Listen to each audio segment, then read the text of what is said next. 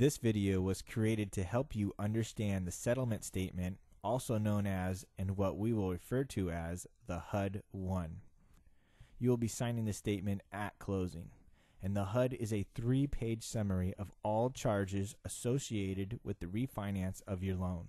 Since the summary is still 3 pages, in many cases it is preceded by a 1-page estimated closing statement, which is the same thing except it's a 1-page summary of the 3-page summary to simplify things even more.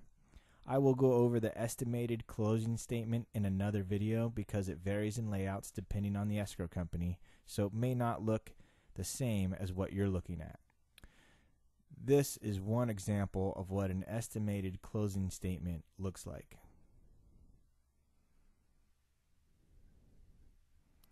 The HUD-1 that we are about to go over is in a government-required format standard throughout all jurisdictions, so this one will look exactly the same. On page 1, you will see the payoff, new loan amount, and if any funds are due to or from you. Hop to line 104 and you will see the payoff to the existing lender. Skip down to 202 and you will have the exact new loan amount. And jump down to 303 and you have the amount required from you at closing or the amount that's going to be mailed to you or wired to you after the loan funds. Page 2 is the fun page. It has all the fees charged inside and outside the loan. However, if you paid any fees outside the loan, like the appraisal fee, they will be marked POC for paid outside of closing, and will not be included in the totals column. They are simply there for record-keeping purposes. 801 shows the origination charge, and 802 shows the credit you're receiving for choosing a higher rate than par, or the fees you are paying to get a lower rate than par. If you're taking the par rate, then this will be zeroed out, and you will have to pay the origination fees plus third-party fees. Line 803 is the total from 801 and 802 combined. If this is a negative, then the lender is paying your origination cost or lender fees, and you are not, which is a good thing. In my opinion, the only time you would want to pay origination cost is if rates are going up.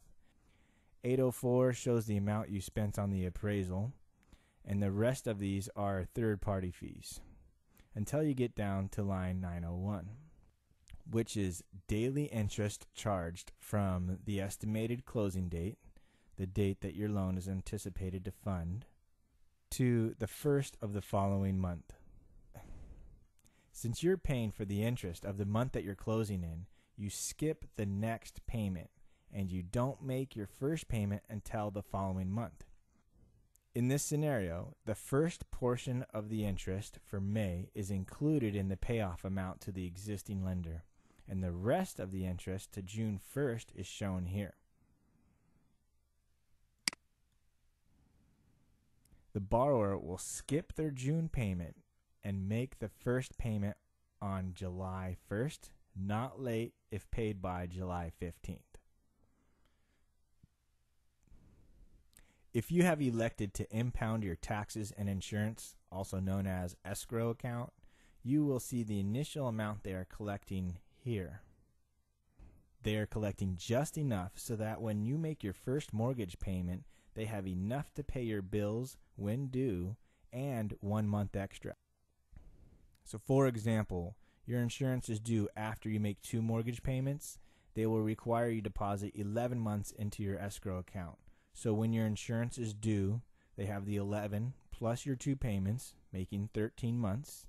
They will pay out 12, and the 1 month left in your escrow account is called a pad or cushion. After 12 months, the lender will reconcile the account and send back any overage to you. This is standard throughout all conforming loans. The rest are the remaining unavoidable but shoppable third-party costs. What this means is there are services required to refinance, and you can choose who provides the service for you. Most brokers, especially the one I work for, does a good job in finding the best pricings. They use the same services over and over, and keeping the third-party fees low helps the broker offer lower total cost to the consumer.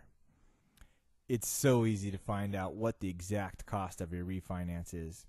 Subtract the 900 section, the 1000 section from line 1400, and that will give you your exact closing cost. Since taxes, insurance, and interest are your responsibility regardless of the Page refinance. 3 shows the amounts that were on your initial good faith estimate compared to the amounts at closing.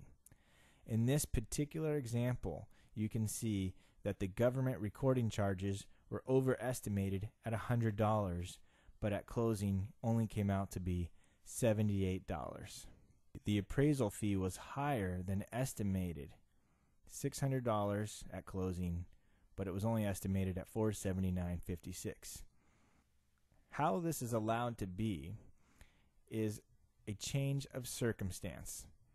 After the rate was locked and the appraisal was ordered, the appraiser deemed the property too large and complicated for a standard appraisal and would require more work. Therefore, a $600 fee set in the appraisal management company's guidelines would be the charge for this particular home.